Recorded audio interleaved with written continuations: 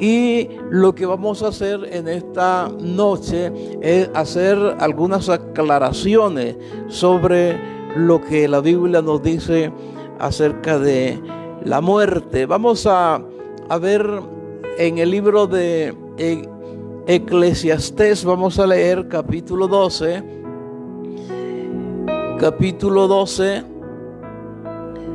versículos 7 y 8, o más bien del versículo 6 para tomar la idea.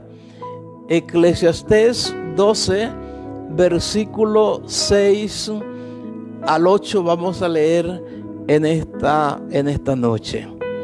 A todos los hermanos ahí en sus casas, presten atención a este asunto y no lo vean como qué susto hablar de esto, sino como algo que debemos de entender y que tiene alguna aplicación favorable, especialmente para nosotros los cristianos.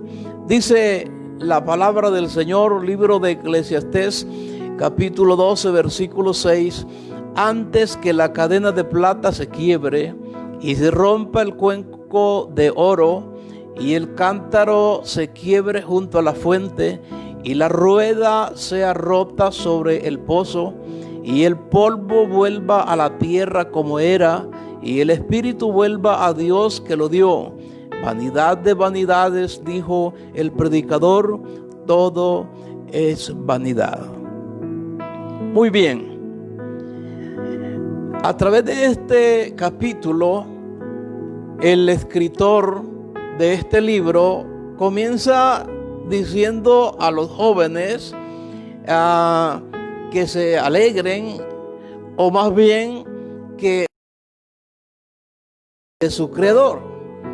Y luego de que les dice que se acuerden de su creador, también les explica la razón por la que deben ellos acordarse de su creador en los días de su juventud.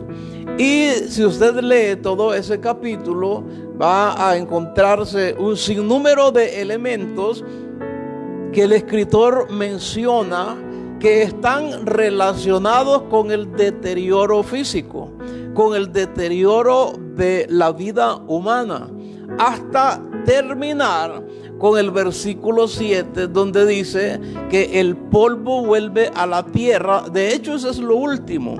El cuerpo comienza a envejecer, a deteriorarse, a perder fuerza, a perder visión, a perder el oído, a perder fuerzas en las piernas y a perder dientes y muelas, a perder cada cosa de las que el Señor nos equipó para que viviéramos sobre esta tierra. Comienza el ser humano en ese deterioro, a ir perdiendo habilidades, a ir perdiendo fuerza, a ir perdiendo la visión, el oído, perdiendo cuantas cosas, hasta llegar a la tumba, hasta volver, como dice la Biblia, el polvo otra vez volviendo al polvo y el espíritu volviendo a Dios, quien fue quien lo dio. Ahora, ¿por qué nosotros decimos que el asunto esto de la muerte la gente le tiene miedo? Pues la verdad lo hemos visto. Hemos visto cómo la gente actúa ante un peligro, cómo la gente corre cuando ve venir un carro, cómo la gente sale huyendo cuando ve que hay un terremoto y que las casas empiezan a tronar. Hemos visto incluso a través de las noticias, yo pude ver al ejército de Estados Unidos que iba a ir a una guerra al otro lado del mundo, y pude notar a todos los ejércitos de rodillas delante de Dios pidiendo la ayuda. ¿Por qué estaban de rodillas? De seguro muchos de ellos ni siquiera son cristianos, ni siquiera son conocedores de Dios. Mas, sin embargo, todos los pude ver de rodillas clamando al Señor, porque al otro lado del mundo les esperaba la muerte. y nadie quiere enfrentarse a la muerte. He podido ver médicos, enfermeras de rodillas clamando al Señor. ¿Por qué? Porque hay un virus que amenaza a todas las personas, sin importar quién sean. Entonces, ¿por qué la gente procede de esta manera? Sencillamente porque hay temor a la muerte. Todo ser humano tiene temor a la muerte. Y si pagando un médico uno puede liberarse de morir, pues se paga al médico. No importa, si no tiene dinero, presta dinero. Pero cualquier cosa hace el ser humano por tal de evitar ese encuentro personal con la muerte. Todos, sin excepción de persona. Pero hay algunas ideas con respecto a qué es la muerte. Esa sería como la pregunta inicial. ¿Qué es la muerte? Hay varias ideas. Por ejemplo, los que tienen la creencia esta de la reencarnación, ellos creen que la muerte no existe. Ellos dicen que lo que hay es un círculo, una rueda, y que la vida del ser humano gira alrededor de esa rueda, como diciendo, esto es el ciclo de vida de las personas, primero como persona, después como árbol, después como animal, y otra vez como persona, después otra vez como árbol, otra vez como animal, y otra vez como persona. Y creen ellos que la muerte no existe, que lo que existe es únicamente un círculo por donde el ser humano está girando durante toda la eternidad. Y a eso le llaman ellos reencarnación. Luego están otros que creen de otra manera. Hay una idea. Los griegos, por ejemplo, ellos creían que el ser humano cuando moría iba al Hades, al mundo de los muertos, pero tenían una idea igual relacionada con la reencarnación. Ellos creían que el ser humano después de cierto tiempo volvía a ser un ser humano. Y están los que hablan de lo paranormal. Ellos creen que hay dos grupos de personas, los que mueren, como ellos dicen, los que mueren en paz. Ellos mueren y van para estar en paz por siempre. Pero creen que la otra gente que murió a causa de un accidente, que murió antes del tiempo,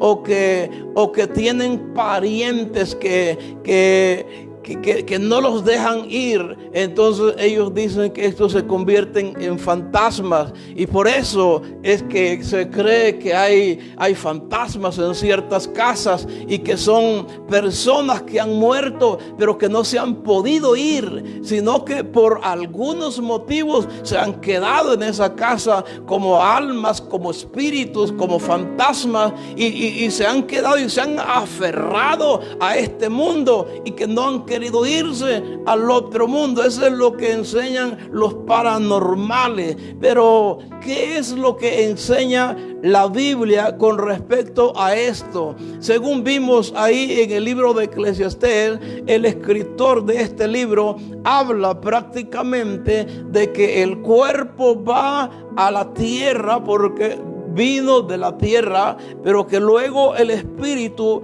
va hacia Dios, que fue quien lo dio. Ahora vamos a estar viendo algunos elementos equivocados, aparte de los que ya hemos mencionado. Y es que el primer elemento equivocado es que la muerte no es cesación de la existencia. Algunos creen que cuando el hombre muere se acabó, entonces, y que dejó de existir De manera de que ya no hay ningún conocimiento, no hay conciencia de nada, que se terminó. Han llegado a creer que el ser humano es semejante a los animales que se mueren y se acaban. Pero lo cierto es que nosotros tenemos una naturaleza espiritual en nuestra vida. Por lo tanto, la muerte no es cesación de la existencia, sino que la Biblia nos habla de algunas reservas que el Señor ha establecido para los seres humanos. Una reserva para aquellos que han vivido según los principios bíblicos, y una reserva para aquellos que no han tomado en cuenta los principios bíblicos.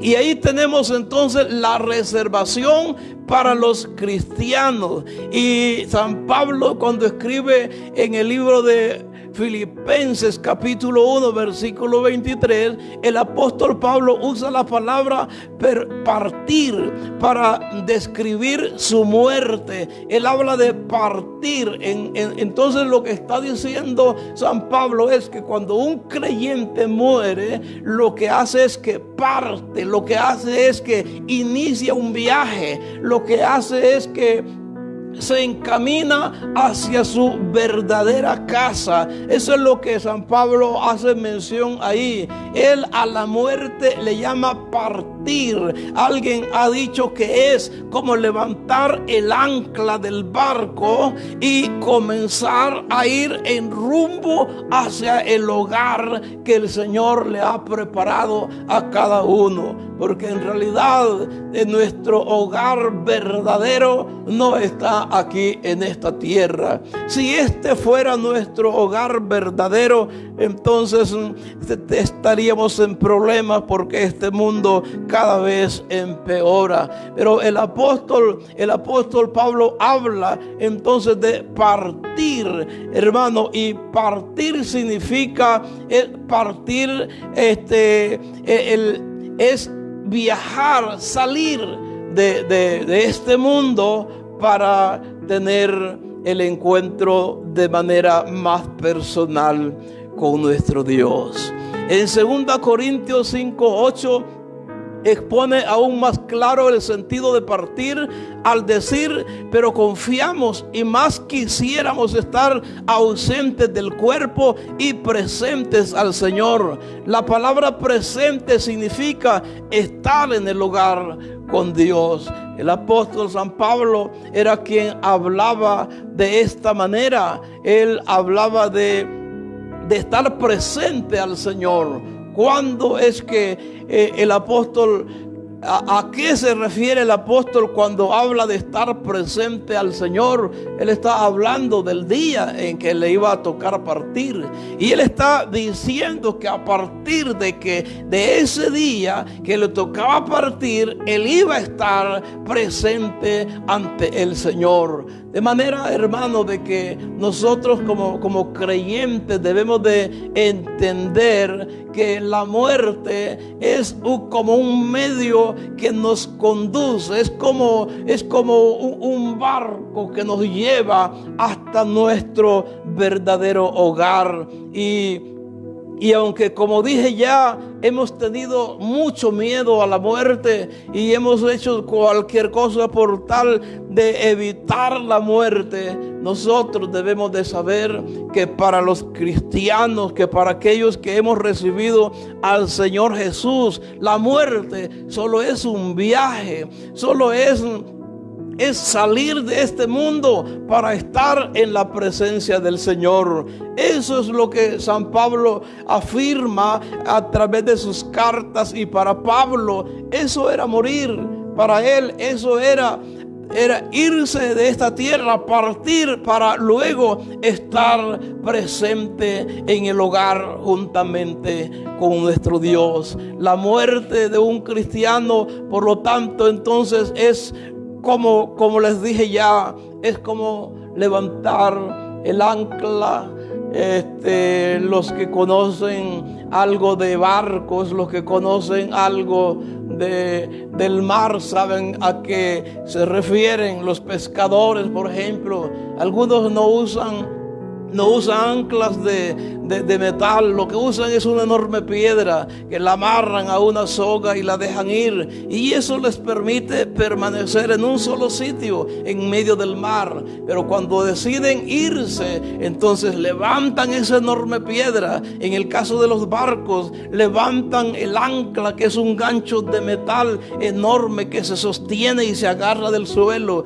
La levantan y eso significa: nos vamos de este lugar. Eso es en cierto modo la muerte para los cristianos, la muerte para el Hijo de Dios. Es como levantar el ancla e iniciar un viaje al verdadero hogar.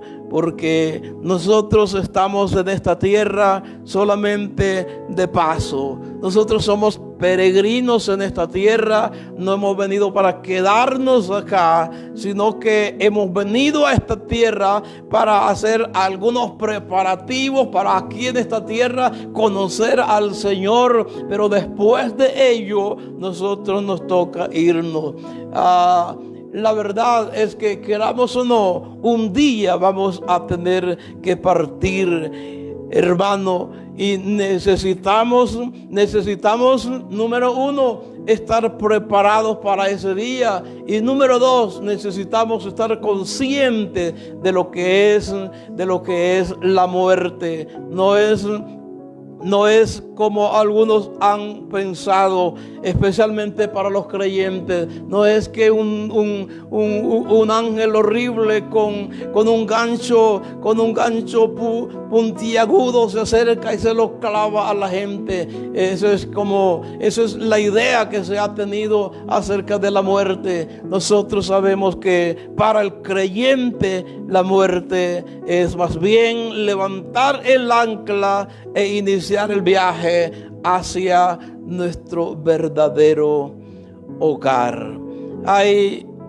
Aparte de que hay una reservación para los creyentes, hay una reservación para los impíos. El apóstol Pedro nos dice en 2 de Pedro 2:9: sabe el Señor librar de tentación a los piadosos y reservar a los injustos para ser castigados en el día del juicio. Algunos han dicho: no puede hacer eso Dios, porque Dios dejaría de ser justo si hace eso. Pues la verdad es que Dios es justo, siempre lo ha sido, pero a cada persona Él tiene que darle su propia recompensa, porque eso es la justicia de Dios.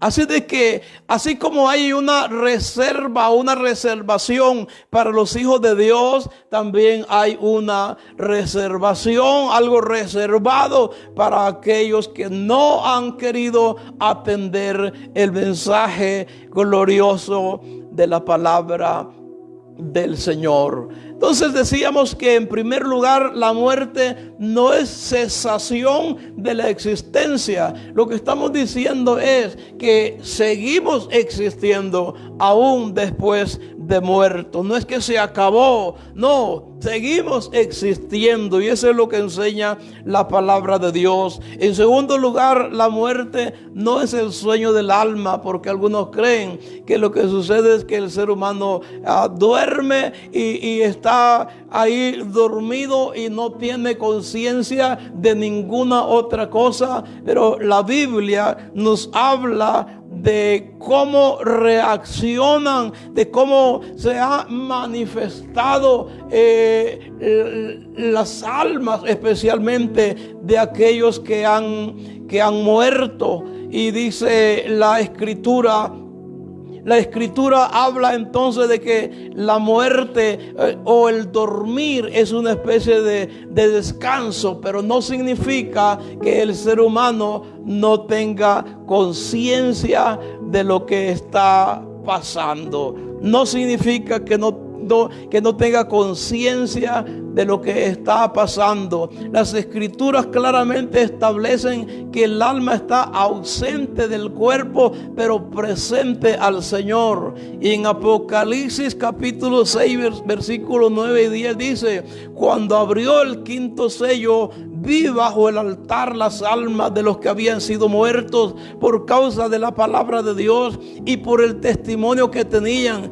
y clamaban a gran voz diciendo: ¿hasta cuándo, Señor santo y verdadero, no juzgas y vengas nuestra sangre en los que moran en la tierra? ¿Quiénes eran los que estaban clamando delante del Señor? La Biblia dice claramente que eran las almas de los que habían muerto, de los que habían sido decapitados. Ellos están clamando al Señor y le están diciendo: ¿hasta cuándo vas a vengar nuestra sangre? ¿Hasta cuándo vas a vengar nuestra sangre de los que moran en la tierra? Hermano, lo que significa es que el alma, el ser espiritual del hombre no muere. Lo que muere es el cuerpo. Hay un ser espiritual en la vida del hombre que ese no muere, sigue viviendo. Y eso es lo que nos enseña la palabra del Señor. El apóstol San Pablo dijo: porque para mí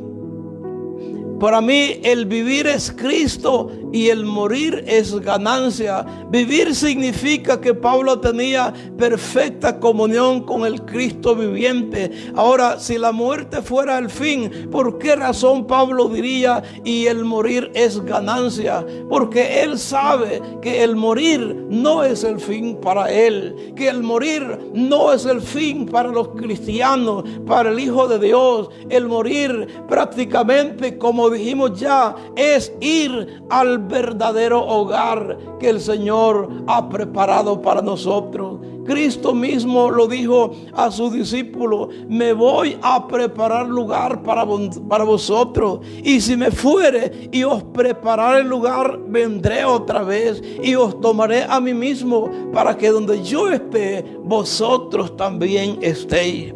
Cristo entonces fue a preparar un lugar para cada uno de nosotros. ¿Cuándo nos vamos para ese lugar? Nos vamos cuando el Señor viene por nosotros, o cuando la muerte viene por nosotros. Nosotros sabemos prácticamente que a partir del día de nuestra muerte, nosotros tenemos la oportunidad de poder reposar y de poder descansar y poder viajar al lugar que el Señor ha preparado para cada uno de nosotros. La muerte significa separación. Muerte en las Escrituras siempre significa separación. Hay muerte física, es la separación del alma y el espíritu del cuerpo, porque se cree que el alma y el espíritu son elementos que viven entrelazados y son inseparables, pero se separan del cuerpo, y a eso se le llama muerte física. Luego tenemos la muerte segunda, que es la muerte eterna, que es la completa y final separación de Dios. Cuando el hombre se muere sin Cristo, no solamente se muere en su parte física, sino que en su parte espiritual pierde la oportunidad de volver otra vez a encontrarse con el Señor, porque la única alternativa o el único lugar donde el hombre tiene oportunidad para poder hacer las paces con Dios es mientras vive en esta tierra. Si el hombre no quiso hacer la paz con Dios mientras vivía en esta tierra, nunca más la podrá hacer. Nunca más. Lo vemos en la parábola del rico y Lázaro, cuando el rico está en el Hades, dice la Biblia, sufriendo ahí a causa de de las llamas mismas del infierno y está como queriendo resolver, como queriendo solucionar, diciéndole a Abraham: envía a Lázaro para que moje la punta de su dedo en agua y venga y refresque mi lengua, porque estoy atormentado en esta llama. Él quiere resolver el asunto del fuego, el asunto del sufrimiento, pero ya es tarde. Él tuvo oportunidad, él vivió en la tierra, él tuvo la oportunidad de escuchar o de leer los libros de los profetas, mas sin embargo no lo hizo, porque tuvo tiempo apenas para sus propias fiestas, apenas para sus propios deleites y placeres. Pero para Dios nunca tuvo tiempo. Ahora en el Hades, en el infierno, quiere resolver el problema que no pudo resolver mientras estuvo en la tierra. Pero Abraham le dice claramente: hijo, no se puede pasar ni de aquí para allá ni de allá para acá. Hay una cima que nos divide, como diciéndole: ese problema debiste resolverlo cuando estuviste allá en la tierra, debiste arreglar las cosas cuando estuviste allá en la tierra. Hermanos, vivimos en una época cuando el ser humano le da tiempo a todo, pero no tiene tiempo para Dios, no tienen tiempo para buscar al Señor, no tiene tiempo para arreglar su vida, no tienen tiempo para hacer la paz con Dios. Tienen tiempo para sus propias cosas, para sus propios trabajos, para sus propios estudios, para sus propios negocios, pero muy poco tienen tiempo para Dios. Es triste, porque viene el momento en que querrán solucionar un problema que pudieron solucionarlo mientras estuvieron en la tierra, pero para entonces será demasiado tarde. Y entonces el rico dice a Abraham: está bien, Abraham, entonces si no es posible que Lázaro venga, bueno, entonces por lo menos mándalo a la tierra para que le predique a mis hermanos, a fin de que ellos no tengan que venir a este lugar de tormento. Y Abraham le dice: tampoco eso se puede. Para eso están allá los predicadores, para eso está Moisés, para eso están los escritos de los profetas, que les oigan a ellos. Hermano, el rico quiere, al menos si el problema de él no se puede resolver, entonces resolver el problema de sus hermanos. Pero tristemente él ya no puede hacer nada. Para él es demasiado tarde. Y a eso es lo que se le llama la muerte eterna, cuando el hombre parte de esta tierra y se le acaban todas las posibilidades para poder otra vez tener la oportunidad de encontrarse con Dios. Ya nunca más, si el hombre muere sin Cristo, nunca más, por los siglos y por todas las edades, nunca más podrá acercarse a Dios.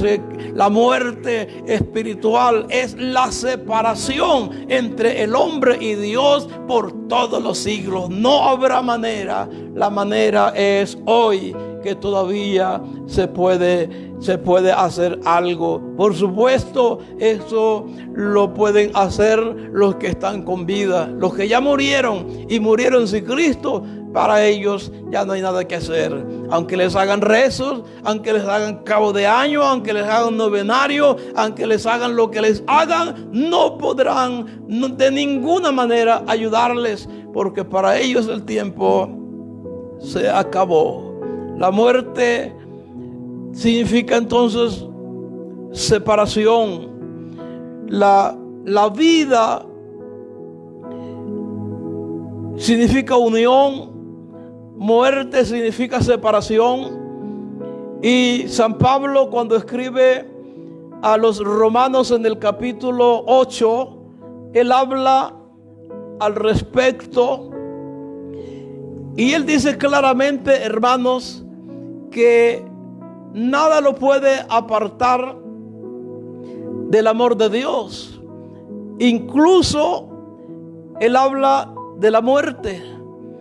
Y lo podemos ver, Romanos 8:35 dice así: ¿quién nos separará del amor de Cristo? ¿Tribulación o angustia o persecución o hambre o desnudez o peligro o espada? Como está escrito: por causa de ti somos muertos todo el tiempo. Somos contados como ovejas de matadero. Antes, en todas estas cosas somos más que vencedores por medio de aquel que nos amó. Por lo cual estoy seguro de que ni la muerte, vea qué interesante, ni la muerte, ni la vida, ni ángeles, ni principados, ni potestades, ni lo presente, ni lo porvenir, ni lo alto, ni lo profundo, ni ninguna otra cosa creada nos podrá separar del amor de Dios que es en Cristo Jesús, Señor nuestro. Él hace mención de un sinnúmero de cosas, pero él dice: ninguna de esas cosas lo podrán separar.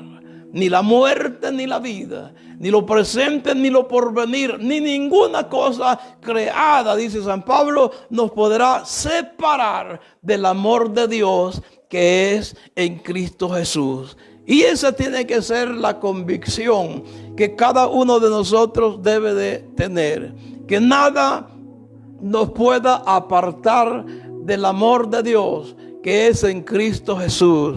Es triste, hermanos, es triste las cosas que acontecen a través de la historia. Yo estaba comentando con un hermano, me estaba comentando de creyentes que a causa de esta situación, de esta pandemia, como ya no se pudo reunir en los templos y los templos se cerraron, ya hay creyentes incluso que han cambiado sus números telefónicos por tal de que ya no los vuelvan a contactar, porque ellos ya prácticamente como que se acostumbraron en estos 4 meses para ya no congregarse, y algunos hasta están diciendo que aunque se abran los templos de nuevo, ellos ya no se van a congregar. Algunos por rebeldía, otros por miedo, pero lo que sí nosotros sabemos es que hay gente que en vez de afirmarse, que en vez de arreglar su vida delante del Señor, esto les ha servido para alejarse, para ausentarse, para no querer nada con el Señor. Y qué triste con aquellos hermanos que cambien su número telefónico de forma malintencionada, porque ya no quieren saber más del Señor. Pues yo quiero decirles en esta noche que eso es lo peor que pueden hacer, porque nosotros debemos de aprender a ser creyentes y a permanecer firmes sin importar las circunstancias de la vida, sin importar los problemas que puedan surgir a nuestro alrededor. Como hijos de Dios debemos de actuar de la manera como lo hacía Pablo. Él decía: nadie me podrá apartar, ni el presente ni el porvenir, ni la muerte ni la vida, nadie nos podrá apartar del amor de Dios que es en Cristo Jesús. Y esa tiene que ser nuestra posición. Si no podemos congregarnos, si no podemos abrir nuestros templos en meses, pues la verdad es que todo está bajo el control del Señor. Pero nosotros como creyentes debemos de aprender a ser firmes, debemos de aprender a tener convicciones firmes, convicciones estables. Y no importa lo que pase a nuestro alrededor, nosotros seguimos siendo hijos de Dios y seguimos manteniéndonos en su temor, para que cuando Él venga nos encuentre haciendo la voluntad de Él. Quizás no en un templo, porque no hay manera de reunirse en un templo, pero en nuestras casas, ahí donde el Señor nos tiene, ahí busquemos al Señor. Hoy hay oportunidad a través de la internet, a través de Facebook, a través de todos los medios, para poder de algún modo ser alimentado y ser sustentado con la palabra del Señor. Mi estimado amigo, mi estimado hermano, espero que esta palabra le sirva, número 1, para que no tenga miedo a la muerte, sino que sepa que la muerte solamente es un vehículo que lo lleva a la presencia del Señor. Pero número 2, para que usted sea firme y para que usted crea convicciones en su vida y pueda permanecer estable a pesar de que el mundo en el que vivimos está en caos, a pesar de las circunstancias adversas, que nosotros podamos estar firmes con la ayuda del Señor. Yo quiero finalizar haciendo una oración. Yo sé que hay hermanos en sus casas